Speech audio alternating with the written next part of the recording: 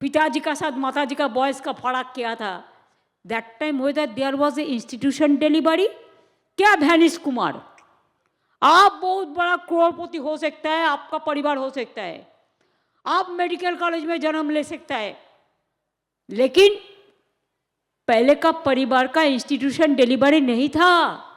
I am also home delivery, थोड़ा ही था, 4-5 medical college hospital था पहले जब हम लोगों ने जन्म लिया था। अभी हमारा गवर्नमेंट 99.99% इंस्टीट्यूशन डिलीवरी कर दिया, ये हमारे पास रिकॉर्ड आता है।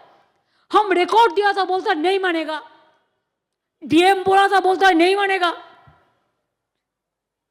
रेशन कार्ड देखा था तो बोलता नहीं मानेगा, आधार कार्ड 1000 रुपया करके लिया, बोलता नहीं मानेगा, पैन कार्ड नहीं मानेगा, तो क्या मानेगा?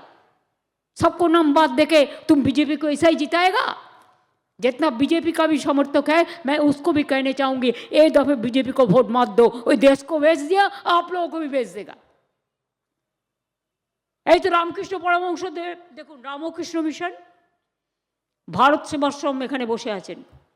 আমি সেদিনকে গঙ্গাসাগর মেলায় গেছি, ভারত সেবাশ্রম সংঘের মহারাজা আমায় বলছেন মিটিংয়ে দাঁড়িয়ে, দিদি আমার নাম কেটে দিয়েছে, আমি একজন সাধু, এরা ধর্ম নিয়ে কথা বলে। রামকৃষ্ণ পরমহংস দেবের নিয়ম হচ্ছে, যখন এরা রামকৃষ্ণ মিশন বা ভারত সেবাশ্রম বা এইসবের সাধু হয়ে সংসার ত্যাগ করে চলে আসে, যতটুকু আমি জানি, I may be wrong also, so far my knowledge is concern, তখন তাদের পিতামাতার নাম হচ্ছে তাদের কুলদেবতা।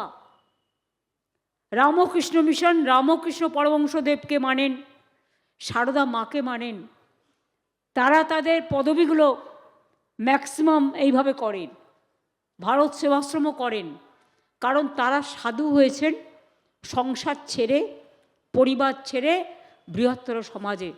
আমি তো শুনেছি অনেক সাধুদের নামও বাদ দিয়ে দিয়েছে, সাধুদের নিয়ে রাজনীতি করবে আর ভোটের অধিকার দেবে না, গণতন্ত্রের অধিকার দেবে না।